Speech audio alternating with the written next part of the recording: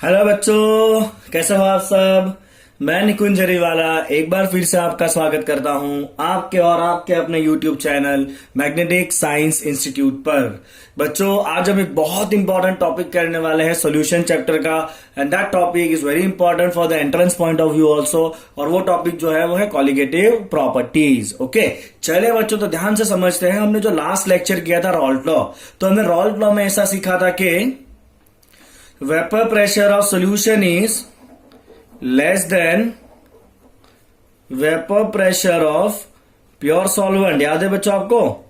जब भी हम सॉल्यूशन बनाएंगे तो सॉल्यूशन के पार्टिकल क्या करते हैं, जो सॉल्यूट होता है वो सरफेस को कवर करता है, तो इवोपरेशन का रेट कम हो जाता है, इसलिए वेपर प्रेशर भी कम हो जाएगा, राइट। और ये जो वेपर प्रेशर कम हो रहा है ना बच्चों, उसके साथ बहुत सारी और प्रॉपर्टी भी जुड़ी हुई है। कौन कौन सी वो प्रॉपर्टीज है? The properties associated with it, the properties associated with this phenomena, with this are, चलिए कौन कौन से प्रॉपर्टी है, लेट्स सी। फर्स्ट है relative lowering in vapour pressure, second है decrease in freezing point of solution compare to the pure solvent.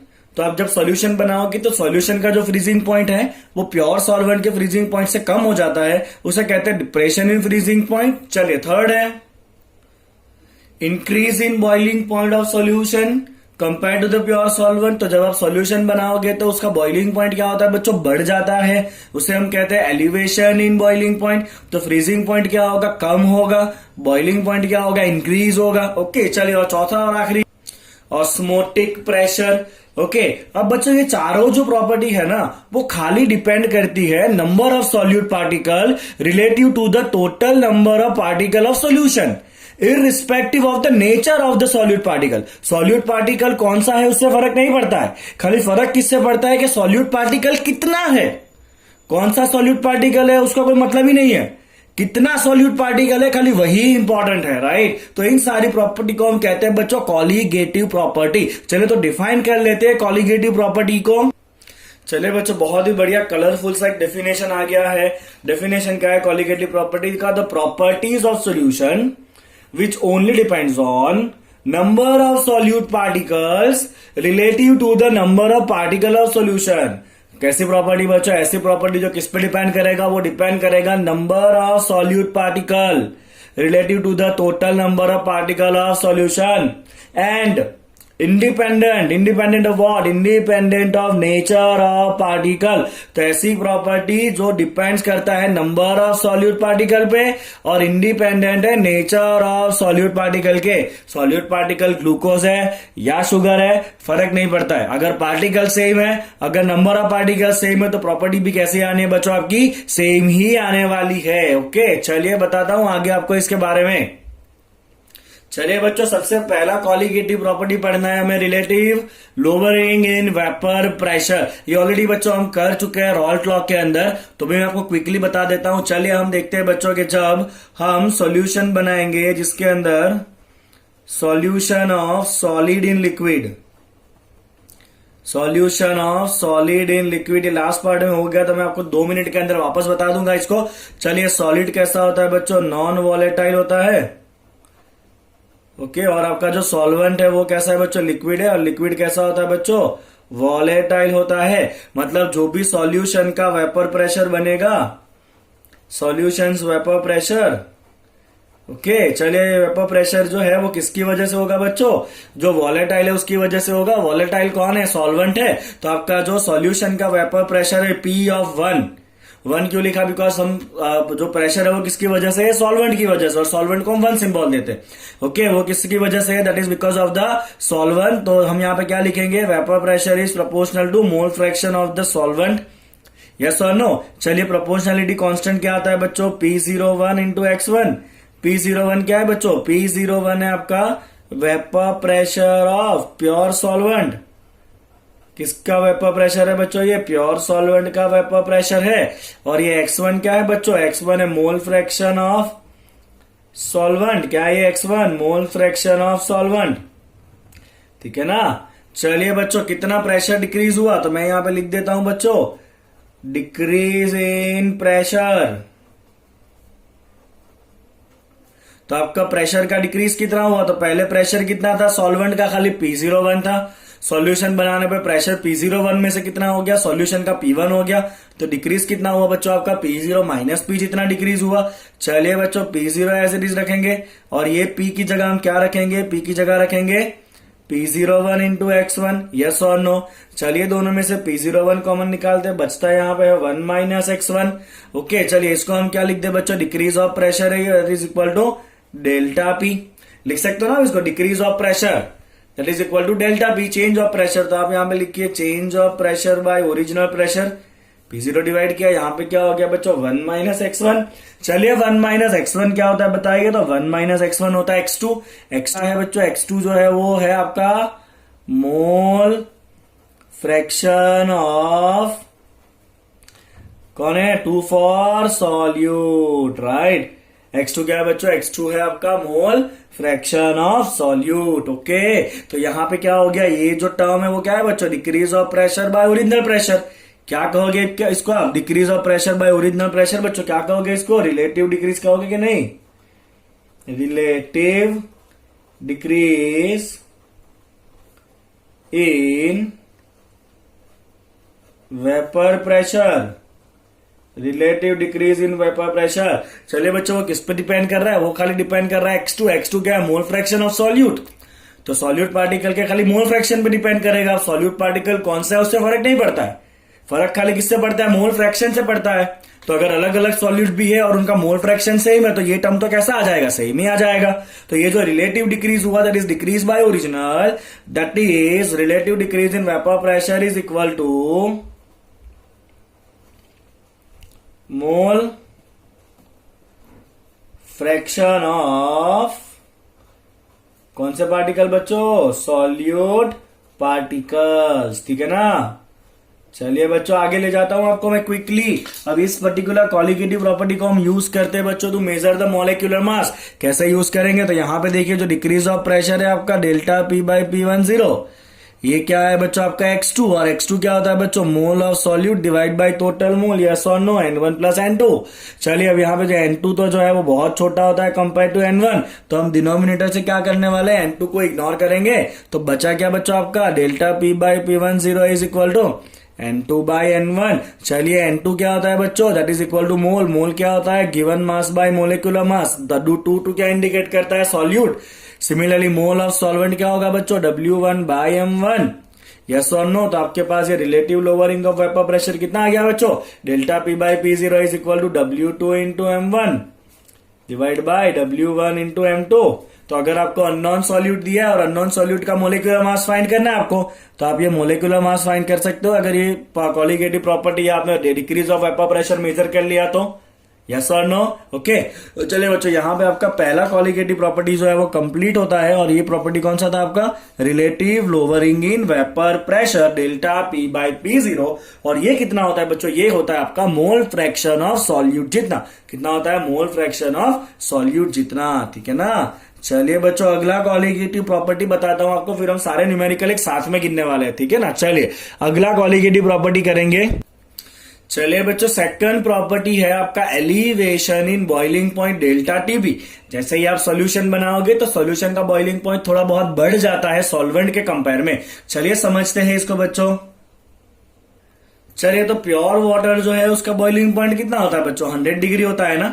ये तो हमें बहुत ऑब्वियस पता है। तो आपको पहले ये पता होना चाहिए कि बॉइलिंग पॉइंट क्या होता है, राइट। तो बच्चों बॉइलिंग पॉइंट जो है ना वो टेम्परेचर है जिस टेम्परेचर के ऊपर जो वेपर प्रेशर है ना वो कितना हो जाएगा, एटमॉस्फेरिक प्रेशर जितना हो जाएगा। चलिए आप इसको सिंपली समझने का कोशिश करें मैं जो कह रहा हूं वो।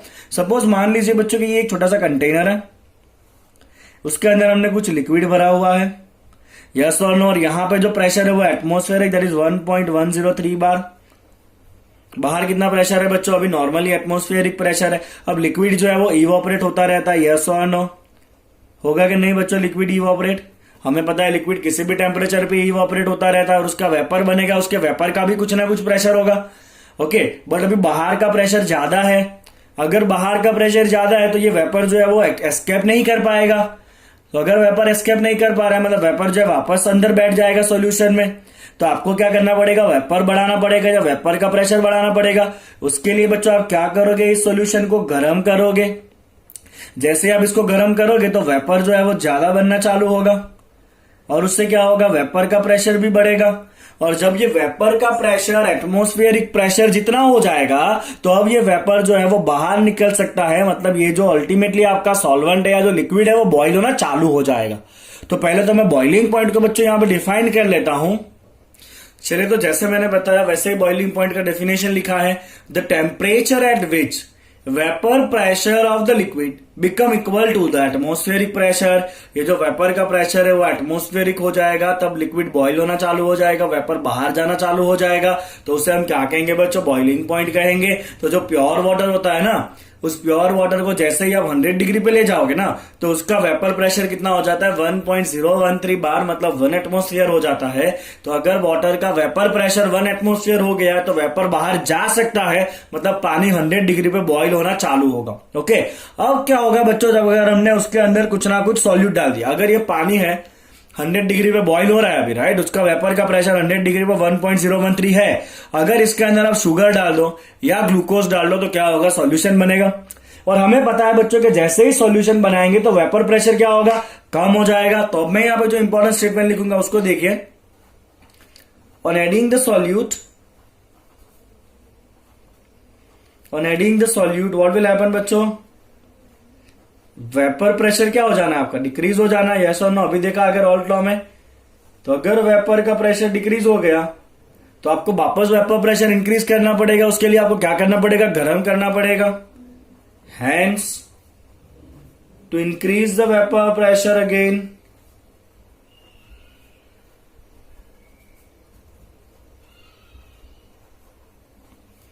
Temperature must be raised. समझ में आ रहा है ना आपको, टेम्परेचर क्या करना पड़ेगा, आपको बढ़ाना पड़ेगा और गर्म करना पड़ेगा। यस और नो, तब भी जाके वापस वो वेपर प्रेशर पहुंचेगा जहां हमें पहुंचाना है, एटमॉस्फेरिक तक। ओके, तो क्या होगा बच्चों, on adding the solute vapour pressure decrease हो जाएगा। तो वापस वेपर प्रेशर को इंक्रीज करने के लिए आपको टेम्परेचर क्या करना पड़ेगा, बढ़ाना पड़ेगा। इसीलिए सॉल्यूशन बनाने पे आपको ज्यादा गर्म करना पड़ेगा बॉईल करने के लिए। तो सॉल्यूशन का बॉइलिंग पॉइंट कैसा हो जाता है बच्चों, ज्यादा हो जाता है। Okay, hence boiling point of solution is more than boiling point of pure solvent। Clear है बच्चा आपको इतना पूरा लॉजिक जो मैंने कराया वो। चलिए अभी ग्राफ से इसको समझने की कोशिश करते हैं, ठीक है ना। चलिए क्विकली मैं बच्चों ग्राफ प्लॉट कर दूंगा। ग्राफ मुझे प्लॉट करना है वेपर प्रेशर वर्सेस टेम्परेचर का। सिंपल सा ग्राफ है। यहाँ पे क्या है बच्चों, वेपर प्रेशर है और यहाँ पे क्या है आपका टेम्परेचर है। सपोज यहाँ पे जो वेपर प्रेशर है वो एटमॉस्फेरिक प्रेशर है। कितना है बच्चों, ये एटमॉस्फेरिक प्रेशर का लाइन है, ठीक है। ओके, ये कौन सा लाइन है आपका, एटमॉस्फेरिक प्रेशर का लाइन है। अब समझिएगा बच्चों ध्यान से, सपोज आपका जो सॉल्वेंट है, क्या है आपका प्योर सॉल्वेंट, तो ये लाल कलर का जो लाइन करेंगे ना वो सॉल्वेंट के लिए करेंगे, ब्लैक लाइन जो करेंगे वो सॉल्यूशन के लिए करेंगे। तो सॉल्वेंट जो है अभी उसका इतना टेम्परेचर है, ये उसका टेम्परेचर है यहाँ पे, और ये अभी उसका प्रेशर है। अभी बॉईल होने वाला नहीं है क्योंकि बॉईल करने के लिए तो हमें एटमॉस्फेरिक तक ले जाना है। तो एटमॉस्फेरिक ले जाने के लिए हम क्या करेंगे, उसका टेम्परेचर बढ़ाएंगे। टेम्परेचर बढ़ाएंगे तो साथ में वेपर प्रेशर भी क्या होगा, उसका बढ़ने वाला है। यस और नो, मतलब कुछ ऐसा आपको ग्राफ मिलेगा।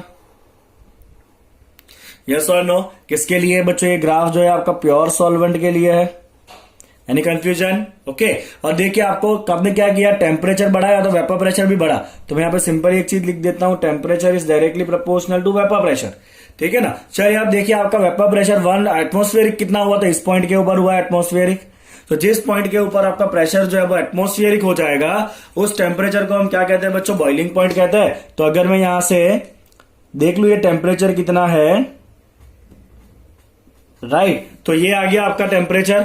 यस और नो, तो ये किसका बॉइलिंग पॉइंट है बच्चों, इस टेम्परेचर पे आप देखिए वेपर प्रेशर कितना हो गया, एटमॉस्फेरिक हो गया। तो ये क्या है आपका boiling point of pure solvent. Solvent pure है ना, तो इसको हम लिखेंगे T0।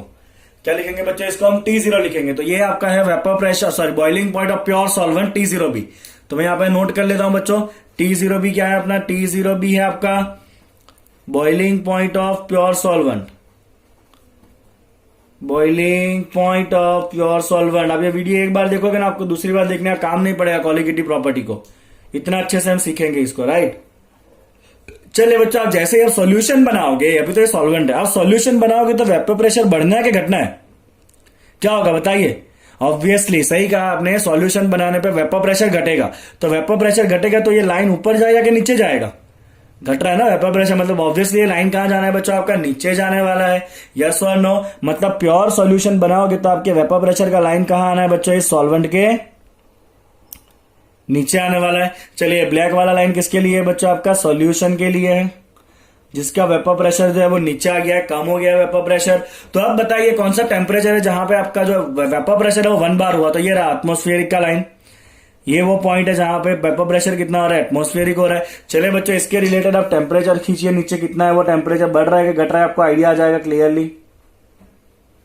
चलिए मैंने खींचा इसको नीचे, देख लीजिए अब ये हो चुका है बॉइलिंग पॉइंट टीबी, क्योंकि अब इस टेम्परेचर के ऊपर वेपर प्रेशर कितना है, एटमॉस्फेरिक जितना है, समझ में आ रहा है आपको।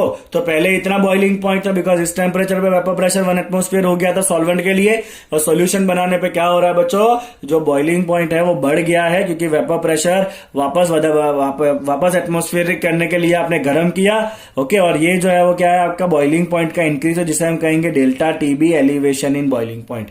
क्या कहेंगे बच्चों इसको हम, एलिवेशन इन बॉइलिंग पॉइंट। तो आपका टीबी क्या है बच्चों, टीबी है आपका बॉइलिंग पॉइंट ऑफ सॉल्यूशन। क्या है टीबी, टीबी है आपका boiling point of solution, okay. और जो बॉइलिंग पॉइंट में गड़बड़ हुआ ना, उसे हम कहेंगे डेल्टा टीबी। डेल्टा टीबी मतलब सॉल्यूशन का बॉइलिंग पॉइंट माइनस सॉल्वेंट का boiling point, TB minus T0 भी, उसे क्या कहेंगे बच्चों हम, boiling point of elevation, boiling point elevation, okay, that is elevation in boiling point. चलिए आप देखते हैं कि ये क्यों कोलिगेटिव प्रॉपर्टी है, elevation of boiling point, okay. चलिए आगे देखते हैं इसको। चलिए बच्चों, तो एक्सपेरिमेंट से ये प्रूव हुआ है, experimentally it is prove that कि वो जो एलिवेशन ऑफ बॉइलिंग पॉइंट था ना डेल्टा टीबी, वो डायरेक्टली प्रोपोर्शनल होता है किसको बच्चों, मोलालिटी ऑफ सॉल्यूशन को। किसको प्रोपोर्शनल होता है, डायरेक्टली मोलालिटी को। ये कैसे प्रूव हुआ है बच्चों, एक्सपेरिमेंटली प्रूव हुआ है, इसका कोई थियोरेटिकल डेरिवेशन नहीं है। तो जो डेल्टा टीबी है that is proportional to molality small M. चलिए प्रोपोर्शनलिटी कांस्टेंट जो है उसे हम लिखेंगे केबी।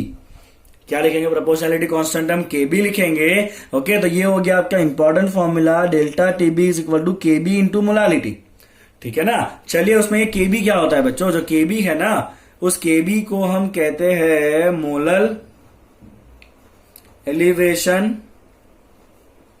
कांस्टेंट। क्या कहते हैं बच्चों, केबी को हम मोलल एलिवेशन कांस्टेंट, ओके। और ये केबी क्या होगा, अगर आपने मोलालिटी 1 रख दिया तो डेल्टा टीबी क्या हो जाएगा, केबी हो जाएगा। तो अगर 1 मोलल सोल्यूशन है, कौन सा सोल्यूशन है, 1 मोलल, तो उसके बॉइलिंग पॉइंट में जो इंक्रीज होगा उसे हम क्या कहेंगे, केबी कहेंगे। क्या कहेंगे बच्चों, उसको हम केबी कहेंगे, ओके। तो मैं डिफाइन कर लेता हूं उसको। चलिए, तो जो मैंने कहा वही लिखा है, डेल्टा टीबी। अगर ये सोल्यूशन कैसा है, 1 मोलल है, तो 1 मोलल सोल्यूशन का जो बॉइलिंग पॉइंट बढ़ेगा उसे हम क्या कहेंगे बच्चों, केबी कहने वाले हैं। और केबी का एक फॉर्मूला भी है जो है आपका universal gas constant into molar mass of solvent into original boiling point का square divide by 1000 into delta H of evaporation या वेपराइजेशन। नॉर्मली इसको काम नहीं पढ़ने वाला है, बट कई बहुत कम बार ऐसा होता है कि ये डेटा दिया होता है, केबी नहीं दिया होता। जनरली केबी दिया होगा आपको, तो for the sake of information आपको ये फॉर्मूला याद रखना है, ओके। ये आपको पता ही होगा। M1 क्या है बच्चों, M1 है आपका मोलर मास ऑफ सॉल्वेंट। क्या है बच्चों, M1 molar mass of solvent. बाकी सारे नोटेशन तो आपको पता है, टीबी बॉइलिंग पॉइंट है, आर यूनिवर्सल गैस कांस्टेंट है, और ये क्या है, enthalpy of the vaporization. Clear बच्चों। चलिए अब मोलालिटी का इसमें फॉर्मूला डाल देते हैं खाली। तो delta T B is equal to K B into, चलिए मोलालिटी का फॉर्मूला पता है ना आपको, W2 into 1000 upon M2 into W1। Very good.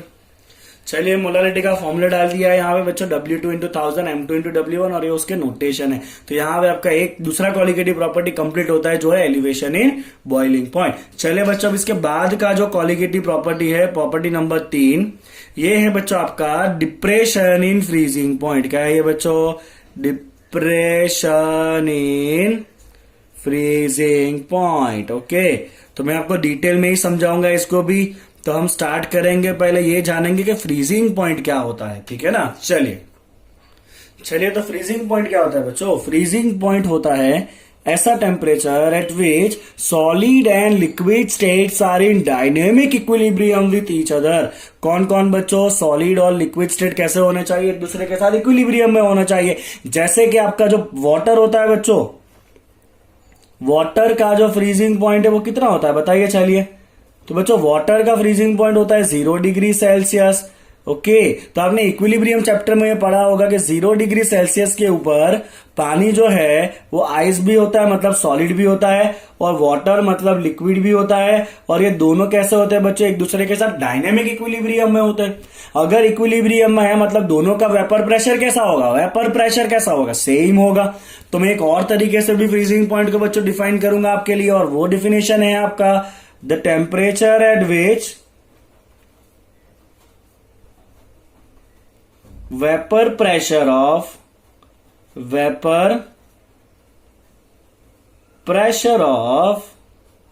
solid and liquids are same। Very good. चलिए, इक्विलिब्रियम में मतलब लिक्विड और सॉलिड का वेपर प्रेशर कैसा होना चाहिए बच्चों? सेम होना चाहिए। ओके, चलिए देखेंगे, ध्यान से ग्राफ लेंगे यहां भी। चलिए बच्चों, समझिए इसको भी ग्राफ से। तो मैं वापस ग्राफ प्लॉट करूंगा वेपर प्रेशर वर्सेस टेम्परेचर का। अब मुझे चाहिए वेपर प्रेशर किस किस का चाहिए बच्चों? सॉलिड और लिक्विड का चाहिए। तो बताइए, सॉलिड और लिक्विड में से किसका वेपर प्रेशर ज्यादा होगा? ऑब्वियसली लिक्विड का ज्यादा होगा, बिकॉज सॉलिड इतना इवोपरेट तो होता ही नहीं है। तो वेपर प्रेशर ऑफ लिक्विड जो है वो कंपलसरी ज्यादा होगा। तो जब आप लाइन प्लॉट करोगे तो सॉलिड का लाइन कहाँ आएगा? नीचे, और लिक्विड का लाइन कहाँ आएगा? ऊपर। ठीक है, तो ये बच्चों मान लीजिएगा आपका लाइन है, किस स्टेट का लाइन है? तो ये आपका सॉलिड स्टेट के वेपर प्रेशर का लाइन है, जो टेम्परेचर के साथ वेरी हो रहा है। टेम्परेचर बढ़ेगा तो वेपर प्रेशर भी बढ़ेगा, ये बहुत ही ऑब्वियस ऑब्जर्वेशन है। और उसका जो लिक्विड स्टेट है बच्चों, ये जो है वो लिक्विड स्टेट का वेपर प्रेशर है।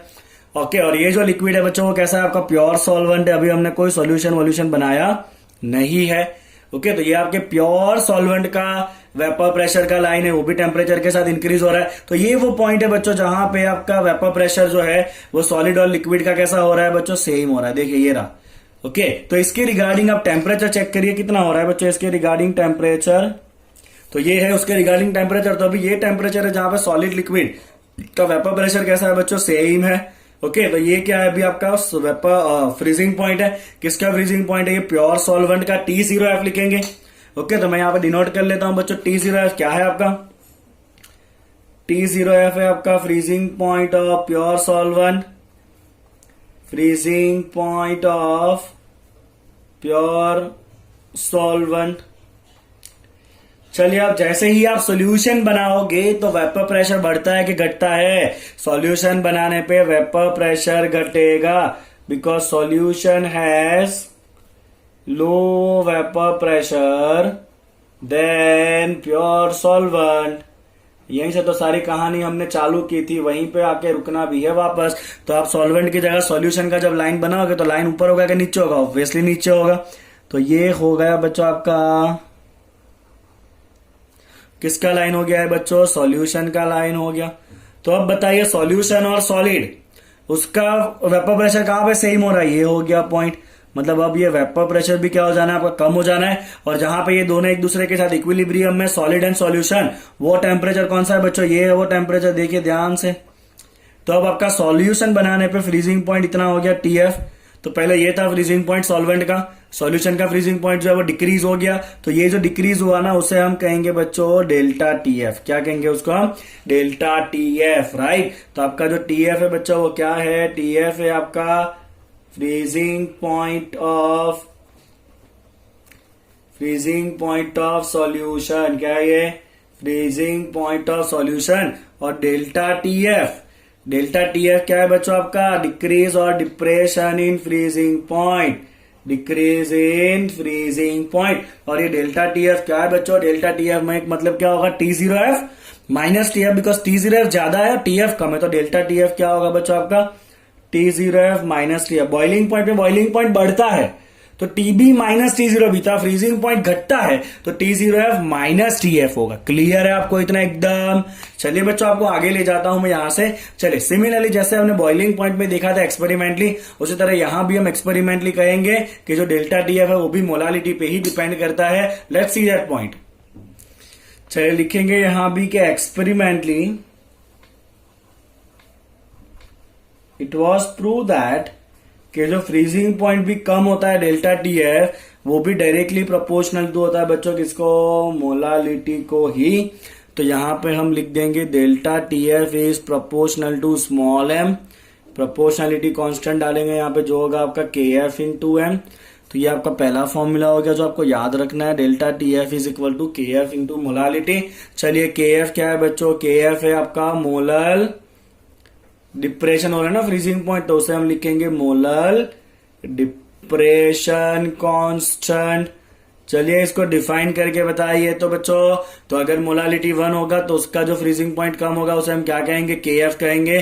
तो हम लिखेंगे बच्चों K F is equal to delta T F for 1 molal solution. ठीक है ना, समझ में आ रहा है आपको?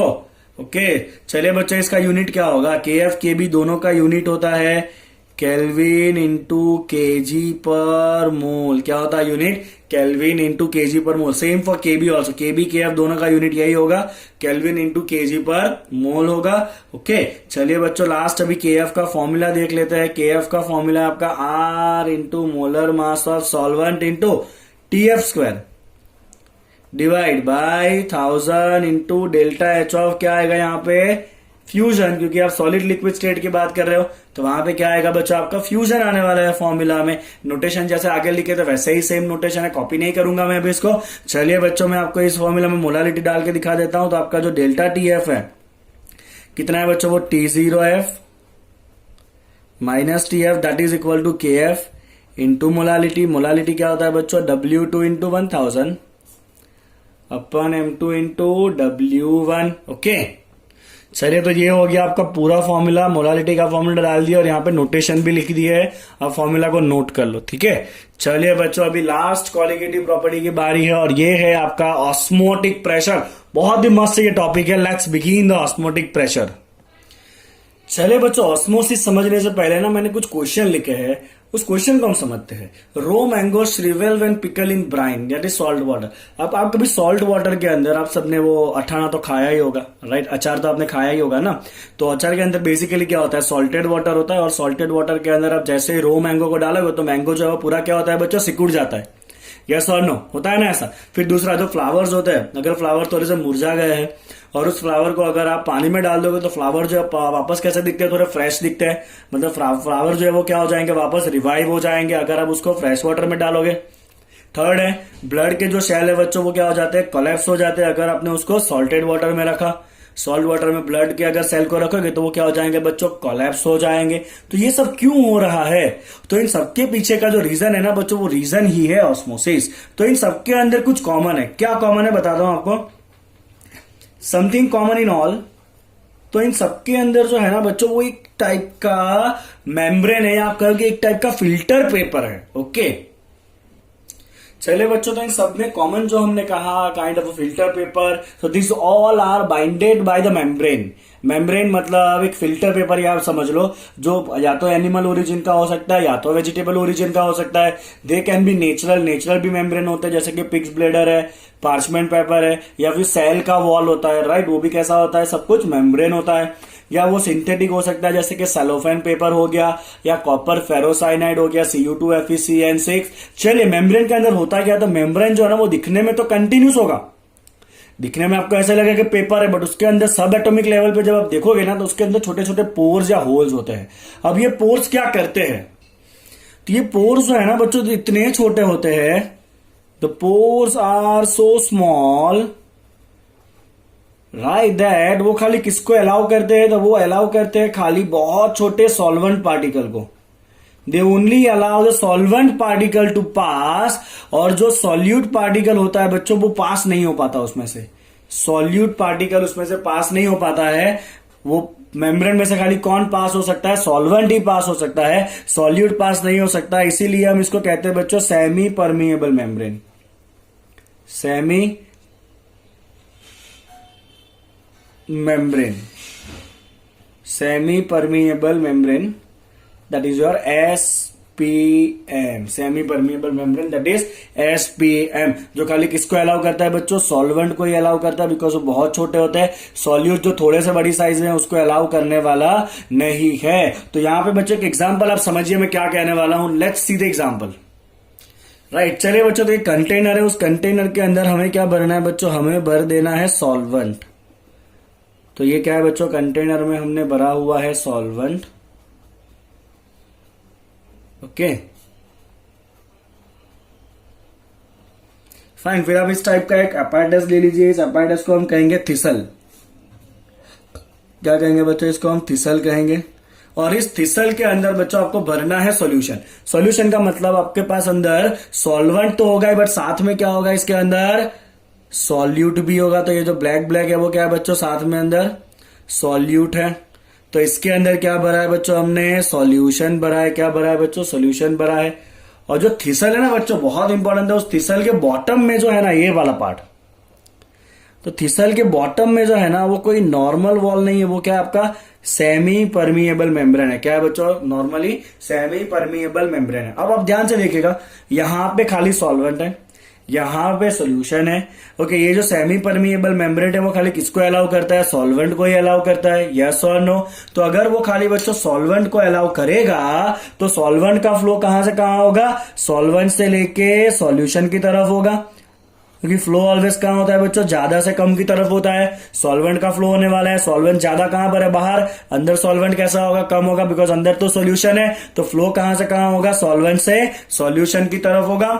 और आप देखोगे कि थिसल के अंदर धीरे धीरे जो लेवल है वो क्या होगा बच्चों, राइज होने वाला है। थिसल में क्या होगा बच्चों, ये लेवल जो है वो बढ़ने वाला है। और जितना लेवल ये ऊपर गया ना, आपको पता होगा फिजिक्स का formula, pressure due to liquid column. तो यही जो है ना बच्चों, वो आपका ऑस्मोटिक प्रेशर है पाई। अगर ये हाइट एच है तो आप अभी के लिए लिख सकते हो इसको एच रो जी। ये एक्चुअली इसका फॉर्मूला नहीं है, तो जस्ट फिजिक्स के साथ इसको रिलेट किया है कि pressure due to liquid column क्या होता है, एच रो जी होता है। तो ये जो है ना वो आपका प्रेशर इंडिकेट कर रहा है। तो अब मैं बच्चों यहां पर डिफाइन कर दूं, बोलो ऑस्मोसिस को। तो चलिए बच्चों, ऑस्मोसिस को डिफाइन करेंगे। बहुत सिंपल सा डेफिनेशन है। ऑस्मोसिस में फ्लो किसका हो रहा है बताइए। चलिए, ऑस्मोसिस में बच्चों फ्लो हो रहा है सॉल्वेंट का। किसका फ्लो हो रहा है बच्चों, सॉल्वेंट का फ्लो हो रहा है। कहां से कहां जा रहा है, फ्रॉम, या तो वो जा रहा है बच्चों सॉल्वेंट से सॉल्यूशन की तरफ, यस और नो। कहां गया वो, सॉल्वेंट से सॉल्यूशन की तरफ गया सॉल्वेंट। ओके, या तो वो जा सकता है लो कॉन्सेंट्रेटेड सॉल्यूशन से, लो कॉन्सेंट्रेटेड सॉल्यूशन से। अगर दोनों तरफ सॉल्यूशन है तो सॉल्वेंट का फ्लो कहां होगा बच्चों, लो कॉन्सेंट्रेशन से हाई कॉन्सेंट्रेशन की तरफ, हाई कॉन्सेंट्रेशन सॉल्यूशन की तरफ, यस और नो। क्लियर ऑस्मोसिस का डेफिनेशन। तो ऑस्मोसिस में बच्चों किसका फ्लो हो रहा है, फ्लो हो रहा है किसका, सॉल्वेंट का। कहां से कहां हो रहा है बच्चों, सॉल्वेंट से सॉल्यूशन की तरफ। या तो आप कह सकते हो लो कॉन्सेंट्रेशन वाले सॉल्यूशन से हाई कॉन्सेंट्रेशन वाले सॉल्यूशन में। बट कैसे हो रहा है वो, तो ये हो रहा है बच्चों थ्रू सेमी परमिएबल मेम्ब्रेन। इसको थोड़ी भूलना है, बीच में मेम्ब्रेन होना चाहिए तब भी तो फ्लो होगा, बाकी फ्लो होने वाला नहीं है। बोले आपको ऑस्मोसिस क्लियर। किसका फ्लो होगा बच्चों, सॉल्वेंट का फ्लो होगा। कहां से कहां, सॉल्वेंट से सॉल्यूशन, या तो लो कॉन्सेंट्रेशन से हाई कॉन्सेंट्रेशन। कैसे होगा, through the semi permeable membrane. Semi permeable membrane किसको अलाउ करता है, खाली सॉल्वेंट को। किसको अलाउ नहीं करता है, सॉल्यूट को। क्लियर आपको इतना। चलिए अब ऑस्मोसिस का प्रेशर क्या वो देखते हैं। चलो बच्चों, तो हमने ऑस्मोसिस तो समझ लिया है, अब समझने की बारी है ऑस्मोटिक प्रेशर क्या होता है। बराबर, ऑस्मोटिक प्रेशर। और फिर हम सीखेंगे कि आरओ कैसे काम करता है, रिवर्स ऑस्मोसिस। राइट, चलिए बच्चों, एक और qualitative property that is osmotic pressure समझते हैं। चलिए, तो हमने यहाँ पे कंटेनर लिया है, ठीक है ना। चलिए, कंटेनर को पहले तो हम यहाँ पे सेपरेट कर लेंगे बाय सम सेमी परमिएबल मेम्ब्रेन। क्या है बच्चों आपका, ये सेमी परमिएबल मेम्ब्रेन हमने कनेक्ट कर दिया है दोनों के बीच में। चलिए बच्चों, एक तरफ हम भरने वाले हैं प्योर सॉल्वेंट। क्या भरेंगे बच्चों, एक तरफ हम प्योर सॉल्वेंट भरेंगे। चलिए, भर दिया। इसके अंदर क्या है आपके पास, खाली सॉल्वेंट ही है, ठीक है। और दूसरी तरफ बच्चों हम भरेंगे सॉल्यूशन। तो ये आपका हो गया सॉल्वेंट, और साथ में हम क्या डालेंगे बच्चों, इसके अंदर हम डाल देंगे साथ में थोड़ा सा सॉल्यूट पार्टिकल भी। तो ये क्या हो गया बच्चों, आपका सॉल्यूशन हो गया। चलिए, जैसे ही कनेक्ट किया है सेमी परमिएबल मेम्ब्रेन से, फ्लो होना चालू होगा, किसका फ्लो होगा बच्चों? सॉल्वेंट का। कहां से कहां फ्लो होगा? सॉल्वेंट से सॉल्यूशन की तरफ फ्लो होगा। इसका मतलब ये है कि इस तरफ सॉल्वेंट का फ्लो होना चालू हो जाएगा। यस और नो? अगर इस तरफ सॉल्वेंट का फ्लो होगा बच्चों तो इसका जो लेवल है वो धीरे धीरे ऊपर आएगा। यस और नो? अगर मैं चाहता हूं कि ऑस्मोसिस को रोक दूं तो मुझे क्या करना पड़ेगा? इसको ऊपर आने से रोकना पड़ेगा। इसको ऊपर आने से मैं कैसे रोकूं बच्चों? इसको ऊपर आने से रोकने के लिए मुझे यहां पे प्रेशर अप्लाई करना पड़ेगा। यस और नो? क्या करना पड़ेगा बच्चों? हमें यहां पे प्रेशर अप्लाई करना पड़ेगा। अगर मैंने यहां पे प्रेशर अप्लाई कर दिया तो मैं क्या कर सकता हूं? ऑस्मोसिस को स्टॉप कर सकता हूं। तो I will apply the pressure to stop the osmosis process. समझ में आया आपको? इस तरफ फ्लो होने वाला है, लेवल ऊपर जा सकता है, बट अगर यहाँ पे आप दबा के रखोगे तो फिर लेवल ऊपर होने वाला नहीं है, फ्लो बंद हो जाएगा। ओके, तो यहाँ पे आपका प्रेशर हो गया osmotic pressure plus external pressure, क्योंकि एटमोस्फियर तो दोनों तरफ है, तो एक्सटर्नल तो यहां भी लगने ही वाला है। ओके, बट यहाँ पे आपको साथ में एक्स्ट्रा कितना लगाना है? ये ऑस्मोटिक प्रेशर पाई लगाना है। ओके, तो ऑस्मोटिक प्रेशर का डेफिनेशन अब मैं लिखूंगा बच्चों। डेफिनेशन कहता है कि the pressure applied on solution side to prevent osmosis process is called osmotic pressure pi। Clear? Right. तो ऑस्मोसिस को रोकने के लिए जो प्रेशर अप्लाई करना है उस प्रेशर को हम कहते हैं बच्चों ऑस्मोटिक प्रेशर। ठीक है, चलिए। और ये ऑस्मोसिस का जो फ्लो है वो किस तरफ होता है बच्चों? लो कॉन्सेंट्रेशन से हाई कॉन्सेंट्रेशन की तरफ होता है। सॉल्वेंट है ना, मतलब लो कॉन्सेंट्रेशन। यहाँ पे सॉल्यूशन है, इसका मतलब क्या बच्चों? हाई कॉन्सेंट्रेशन है। मतलब जो ऑस्मोसिस प्रोसेस है वो डिपेंड करता है कॉन्सेंट्रेशन के ऊपर।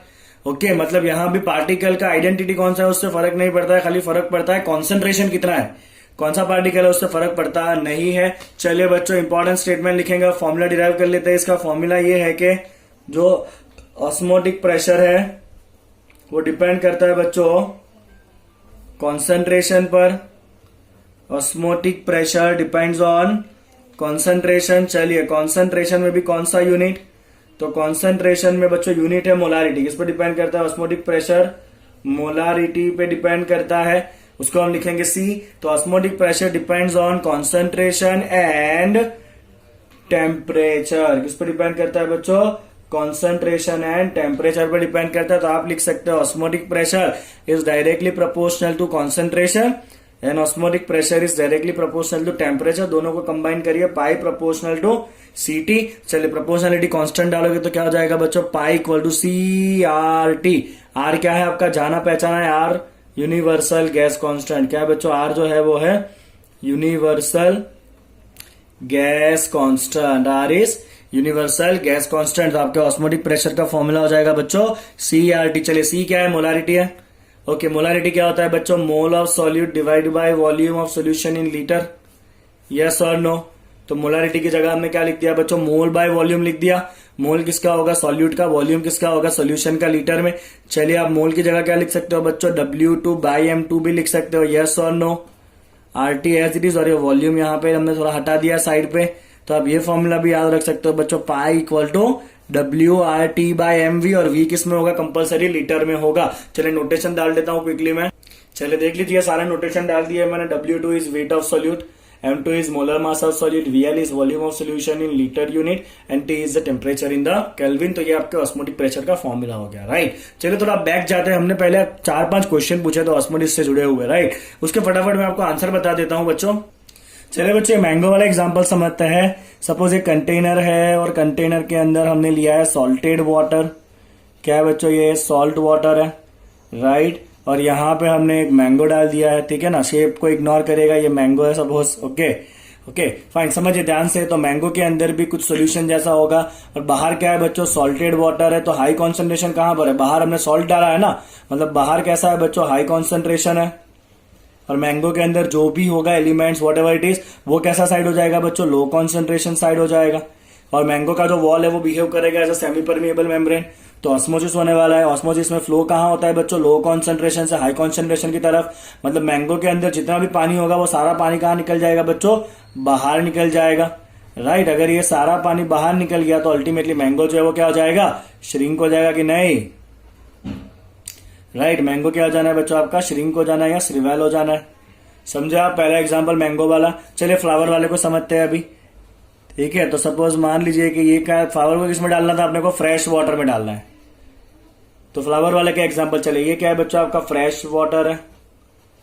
फ्रेश वाटर मतलब it is your solvent only, कुछ डाला ही नहीं है अंदर, एकदम साफ पानी है। और ये कोई फ्लावर है जो बेचारा मुरझा चुका है, लाइक दिस।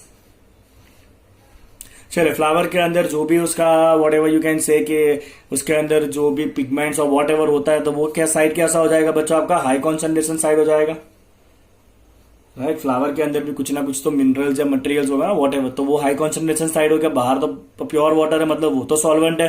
तो यहाँ भी ऑस्मोसिस होगा, बिकॉज फ्लावर का जो सेल है उसका जो वॉल है वो भी सेमी परमिएबल मेम्ब्रेन हो जाएगा। तो फ्लो कहाँ से कहाँ होता है बच्चों? सॉल्वेंट से लेके सॉल्यूशन की तरफ।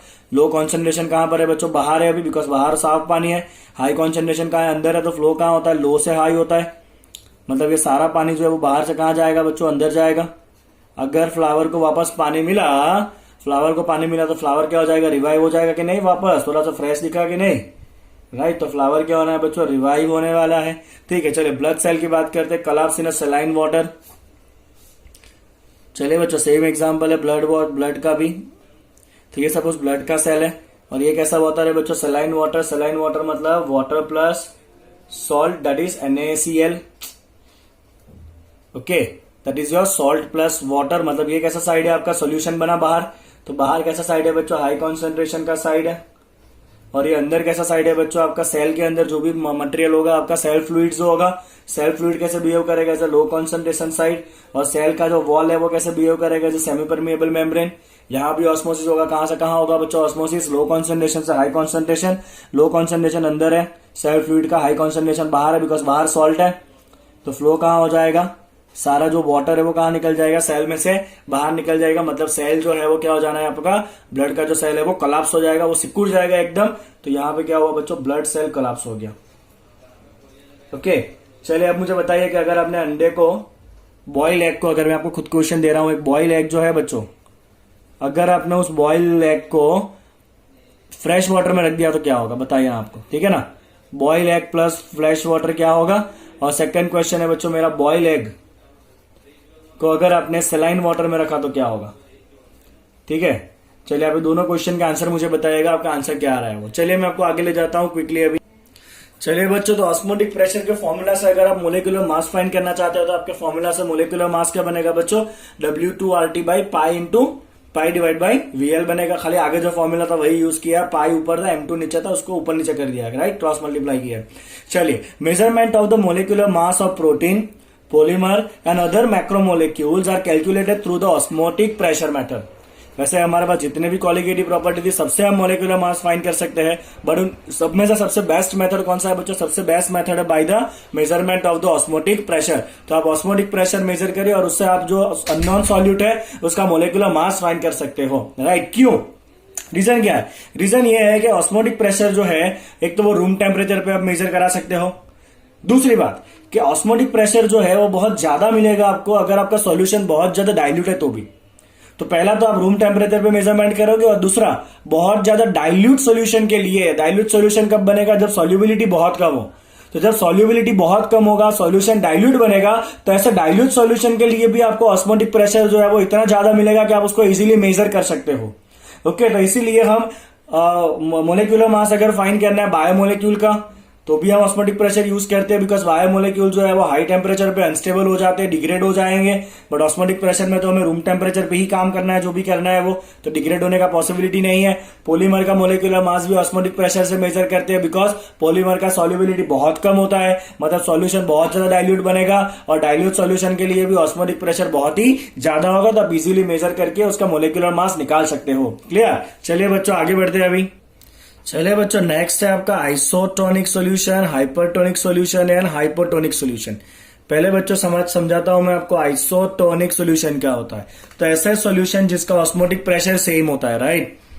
तो solutions having same osmotic pressure, solution having same osmotic pressure are called as what? Isotonic solution। तो osmotic pressure अगर सेम है तो उस solution को हम क्या कहेंगे बच्चों? isotonic solution कहेंगे। एग्जाम्पल देखिए बच्चों, एग्जाम्पल है आपके सेल के अंदर जो फ्लूइड होगा, राइट तो समझिए आप यहाँ पे fluid in blood cell, fluid in blood cell is isotonic with 0.9% weight by volume NaCl solution। ये बहुत इंपॉर्टेंट है बच्चों, राइट जो ब्लड सेल होता है ना आपका, ब्लड के अंदर जो फ्लूइड होगा, राइट सेल के अंदर जो फ्लूइड होगा वो किसके साथ आइसोटोनिक होता है? वो आइसोटोनिक होता है with 0.9% weight by volume NaCl solution. और ये जो 0.9% weight by volume NaCl solution है और ब्लड सेल का सॉल्यूशन है, वो कैसा हो जाएगा बच्चों? और आइसोटोनिक हो जाएगा बिकॉज उनका ऑस्मोटिक प्रेशर कैसा है? सेम है, सो दे आर आइसोटोनिक। मतलब उसमें जब आप करोगे तो ऑस्मोसिस होने वाला नहीं है, hence there will be no osmosis, hence there will be no osmosis between them, there will be no osmosis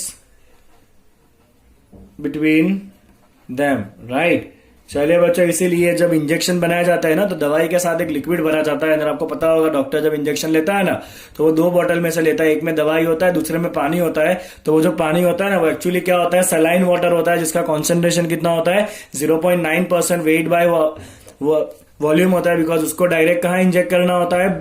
when में इंजेक्ट करना होता है। तो वेन में जब जाएगा तो इट इज नेसेसरी कि ब्लड का कॉन्सेंट्रेशन और वो जो आप इंजेक्ट कर रहे हो उसका कॉन्सेंट्रेशन कैसा हो? सेम हो, नहीं तो ऑस्मोसिस होगा और ब्लड सेल जो है वो इफेक्ट हो जाएगा उससे। ओके, तो इसीलिए for इंट्रावेनियस injection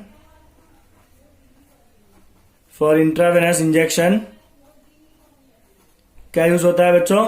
0.9% weight by volume NaCl is used. Clear? अब आप समझो कि अगर ये इंजेक्शन का जो सोल्यूशन है वो 0.9% वेट बाय वॉल्यूम से कम है तो क्या होगा?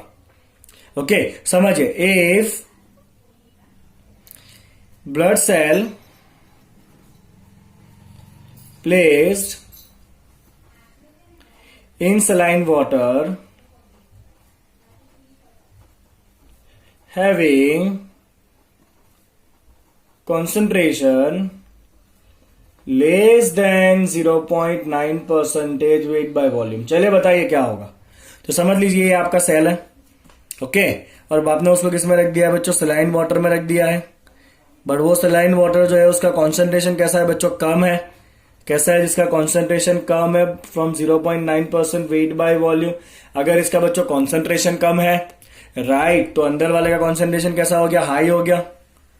यस और नो? तो ऑस्मोसिस का फ्लो कहां होता है बच्चों? लो कॉन्सेंट्रेशन से हाई कॉन्सेंट्रेशन। बाहर कॉन्सेंट्रेशन कैसा है बच्चों? लो है। अंदर कॉन्सेंट्रेशन कैसा है? हाई है। तो फ्लो कहां से कहां होगा बच्चों? लो कॉन्सेंट्रेशन से हाई कॉन्सेंट्रेशन की तरफ होगा। इसका मतलब बाहर से सारा पानी कहां जाएगा? सेल के अंदर घुस जाएगा और सेल जो है वो क्या हो जाएगा बच्चों? स्विवेल हो जाएगा। क्या हो जाएगा? जो सेल है वो स्विवेल हो जाएगा। तो यहां पे जो ब्लड सेल है वो स्विवेल हो जाएगा, फूल जाएगा ब्लड का सेल, राइट? ओके, चलिए बच्चों, तो क्या हुआ? अगर ब्लड के अंदर कॉन्सेंट्रेशन, सेल के अंदर कॉन्सेंट्रेशन अगर ज्यादा हो गया तो सारा पानी सेल में घुस जाएगा। इसीलिए कहा जाता है कि ज्यादा नमक नहीं खाना चाहिए, क्योंकि जो लोग ज्यादा नमक या ज्यादा नमक वाला खाना खाते हैं ना उसके अंदर क्या होगा? अगर ज्यादा नमक खाया तो सेल जो है उसके अंदर नमक का कॉन्सेंट्रेशन ज्यादा हो जाएगा, बाहर का कॉन्सेंट्रेशन बच्चों कम हो जाएगा। अगर अंदर कॉन्सेंट्रेशन ज्यादा है तो सारा पानी कहां घुस जाएगा? सेल के अंदर घुस जाएगा। तो उससे क्या होगा? They will experience of water retention in tissue cells and intracellular spaces because of this osmosis। और रिजल्टेंट क्या होगा? they will experience puffiness और swelling। और उस कंडीशन को क्या कहते हैं बच्चों? एडेमा कहते हैं। क्या कहते हैं उस कंडीशन को? हम एडेमा कहते हैं। इसीलिए ज्यादा नमक नहीं खाना चाहिए, क्योंकि ऐसा करने से सेल के अंदर जो है वो सारा पानी घुस जाएगा और सेल जो है वो थोड़ा सा कैसा हो जाएगा? मोटा हो जाएगा। ओके, तो अब यहां पे देखिए बच्चों कि बाहर जो सॉल्यूशन था वो 0.9% वेट बाय वॉल्यूम से कम था, उसका कॉन्सेंट्रेशन कम था, मतलब उसका वेपर प्रेशर कैसा होगा? कम होगा। तो 2 सॉल्यूशन में से जिसका वेपर प्रेशर कम होता है, उसे कहते हैं हाइपरटोनिक सॉल्यूशन, और जिसका वेपर प्रेशर ज्यादा होता है जैसे कि अंदर, उसे कहते हैं हाइपरटोनिक सॉल्यूशन। ओके, तो यहां पर डिफाइन कर लेते हैं बच्चों। मोर वेपर प्रेशर जिसका होगा उसे क्या कहेंगे बच्चों हम? ज्यादा है वेपर प्रेशर तो उसे हम क्या कहेंगे बच्चों? हाइपरटोनिक। क्या कहेंगे? ज्यादा वेपर प्रेशर है तो हाइपरटोनिक, और अगर कम है वेपर प्रेशर, अगर वेपर प्रेशर कम है तो उसे हम क्या कहेंगे बच्चों? हाइपोटोनिक। क्या कहेंगे इसको बच्चों? Hypotonic solution. क्लियर? तो बहुत इंपॉर्टेंट है कि जो इंजेक्शन मारेगा ना डॉक्टर, उसका कॉन्सेंट्रेशन 0.9% वेट बाय वॉल्यूम ही होना चाहिए, ताकि ऐसा ऑस्मोसिस ना हो, क्योंकि अगर ऑस्मोसिस हुआ तो सेल जो है वो इफेक्ट हो जाएगा। ओके, अगर इसी सेल को आपने ज्यादा कॉन्सेंट्रेशन में रख दिया तो क्या होगा? चलिए आपको क्विकली बताता हूं कि अगर आपने ब्लड के सेल को, if the blood cell placed in saline water having concentration more than 0.9% weight by volume। चलिए, अब आपको पता ही होगा, अब आप बहुत होशियार हो चुके हो, ऑस्मोसिस कब से कर रहे हैं हम। तो ये जो कॉन्सेंट्रेशन है उसका कॉन्सेंट्रेशन कैसा है बच्चों? 0.9 से ज्यादा है, और ये जो ब्लड सेल है उसका कॉन्सेंट्रेशन अब कैसा हो गया बच्चों? लो हो गया। और बाहर कॉन्सेंट्रेशन कैसा है बच्चों? ज्यादा है। तो ऑस्मोसिस का फ्लो कहाँ होता है बच्चों? लो कॉन्सेंट्रेशन से हाई कॉन्सेंट्रेशन की तरफ। मतलब सेल में जितना भी वाटर है वो सारा बाहर निकल जाएगा, और इससे जो सेल है वो क्या हो जाएगा बच्चों? श्रिंक हो जाएगा। राइट? इधर बाहर कॉन्सेंट्रेशन ज्यादा है, मतलब बाहर का प्रेशर ज्यादा होगा, तो बाहर जो सॉल्यूशन है वो कैसा होगा बच्चों? हाइपरटोनिक होगा। ओके, और अंदर जो कॉन्सेंट्रेशन है ब्लड सेल का वो कैसा हो जाएगा बच्चों? अभी हाइपोटोनिक हो जाएगा। कैसा हो जाएगा? ये हाइपोटोनिक हो जाएगा। क्लियर? चलिए एक लास्ट फैक्ट बताता हूं आपको। चलिए फैक्ट देखिए बच्चों। Water movement from the soil into plant roots and subsequently into upper portion of the plant is also due to the osmosis। चलिए एक और देखिए। prevention of the meat by salting and fruits by adding sugar protects against the bacteria। होगा क्या बच्चों इससे? Suppose ये meet है, ओके, और मीट के ऊपर सपोज मान लीजिए कि बैक्टीरियाज है, ओके फाइन। अब जैसे इसके ऊपर आप सॉल्ट डाल दोगे, क्या डाला बच्चों? इसके ऊपर आपने सॉल्ट डाल दिया, क्या हुआ बच्चों? सॉल्ट डालने से देखिए ध्यान से, तो ये पूरा सॉल्ट कवर हो गया यहाँ पे। अब सॉल्ट कैसा कॉन्सेंट्रेशन होता है बच्चों? हाई कॉन्सेंट्रेशन हो गया बाहर की तरफ, क्योंकि सॉल्ट डाला है अब मैंने। और जो इसके अंदर होगा बैक्टीरिया के अंदर, वो कैसा साइड हो गया बच्चों? लो कॉन्सेंट्रेशन साइड हो गया। समझ आ रहा है आपको? ये ब्लू जो है वो क्या है बच्चों? बैक्टीरियम है। ठीक है ना? चलिए, अगर ऐसा हो रहा है बाहर, अंदर बैक्टीरिया के अंदर लो कॉन्सेंट्रेशन साइड है, बाहर अगर हाई कॉन्सेंट्रेशन साइड है, तो क्या होगा? बैक्टीरिया में जितना भी पानी है वो सारा पानी तो बाहर निकल जाएगा। अल्टीमेटली बैक्टीरिया जो है वो क्या हो जाएगा? श्रिंक होकर फिर अल्टीमेटली डाई हो जाएगा। समझ आ रहा है आपको? चलिए बच्चों, रिवर्स ऑस्मोसिस प्लांट नाम तो सुना ही होगा आपने, आरओ प्लांट। आरओ प्लांट किस तरह काम करते हैं वो देखते हैं। चलिए बच्चों, तो आरओ प्लांट के अंदर 2 चैम्बर्स होंगे। दोनों चैम्बर को हम सेपरेट करेंगे by well famous semi permeable membrane. क्या होगा बच्चों? दोनों को सेपरेट करने के लिए सेमी परमिएबल मेम्ब्रेन होगा। चलिए बच्चों, एक तरफ आपको भरना है सॉल्टेड वाटर, या जो भी इम्प्योर वाटर है वो भरना है हमें। राइट? क्या है बच्चों? ये सॉल्टेड वाटर है। चलिए थोड़ा बहुत सॉल्ट डाल दो, आपको दिखेगा क्लियरली। ये जो ब्लैक ब्लैक है वो क्या है बच्चों? सॉल्ट है। तो ये आपका कैसा वाटर है बच्चों? सॉल्टेड वाटर हो गया यहाँ पे। चलिए नीचे ही लिखते हैं तो अपने को क्लियर रहेगा फिर। ठीक है, तो ये आपका सॉल्टेड वाटर है। चलिए बच्चों, इस तरफ आपका फ्रेश वाटर है।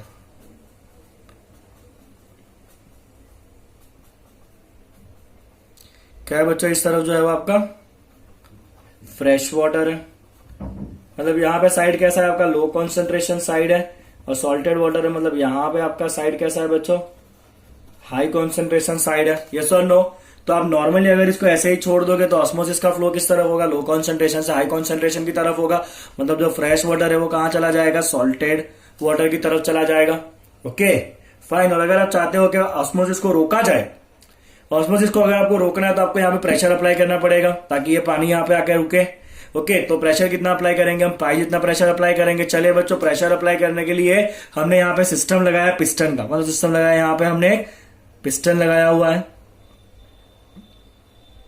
राइट? तो ये क्या है बच्चों? आपका पिस्टन है, जहां से आप क्या अप्लाई कर सकते हो? इसको प्रेशर अप्लाई कर सकते हो। चलिए बच्चों ध्यान से देखिएगा। तो अगर आपने यहाँ पे पिस्टन को प्रेशर अप्लाई किया पाई जितना, पाई मतलब ऑस्मोटिक प्रेशर जितना, अगर आपका प्रेशर जो है वो पाई जितना है ना तो ऑस्मोसिस रुक जाएगा, यस और नो, फ्लो आना बंद हो जाएगा। अगर आपका प्रेशर जो है वो ऑस्मोसिस से ज्यादा है तो क्या होगा? अगर प्रेशर ऑस्मोटिक प्रेशर से ज्यादा है तो प्रोसेस कैसा हो जाएगा बच्चों? रिवर्स हो जाएगा। मतलब जो फ्रेश वाटर जो है वो यहां से यहां आ रहा था ना, वो उल्टा हो जाएगा। इधर जो पानी है ना, पानी खाली, क्योंकि सेमी परमिएबल मेम्ब्रेन है, वो सॉल्ट को तो पास होने ही नहीं देने वाला है। खाली पास तो कौन होगा बच्चों? वाटर ही पास होगा। और क्योंकि प्रेशर ऑस्मोटिक से ज्यादा है तो पानी का जो फ्लो है वो जहां से होना चाहिए वहां से उल्टा हो जाएगा। होना चाहिए कहां पे? फ्रेश वाटर से सॉल्टेड वाटर की तरफ। बट अगर प्रेशर ऑस्मोटिक से ज्यादा है तो फ्लो कहां हो जाएगा? सॉल्टेड वाटर से फ्रेश वाटर की तरफ। तो इसके अंदर जितना पानी है ना वो खाली सारा का सारा पानी किस तरफ फ्लो होगा बच्चों? सारा खाली आपका सारा पानी फ्लो होने वाला है किस तरह? From salted water to fresh water. यहां पे सारा सॉल्ट बच जाएगा और सारा जो फ्रेश वाटर है वो इस तरह फ्लो होके आ जाएगा, जहां पे फ्रेश वाटर साइड है इस तरह। तो यहां से आपको क्या मिलेगा बच्चों? फ्रेश वाटर मिलता रहेगा। तो इस तरह से आपका आरओ प्लांट काम करता है, रिवर्स ऑस्मोसिस प्लांट। क्लियर? तो बच्चों यहाँ पे आपके सारे कॉलिगेटिव प्रॉपर्टीज कंप्लीट होते हैं। चलिए नेक्स्ट लेक्चर जब हम करेंगे तो उस नेक्स्ट लेक्चर में हम कॉलिगेटिव प्रॉपर्टी से जुड़े कुछ न्यूमेरिकल सॉल्व करेंगे। ओके, चलिए मुझे होप है कि आपको ये पूरा वीडियो जो है वो अच्छे से समझ में आ गया है। ओके, और प्लीज वीडियो को लाइक करिए, चैनल को सब्सक्राइब करिए। Thank you so much.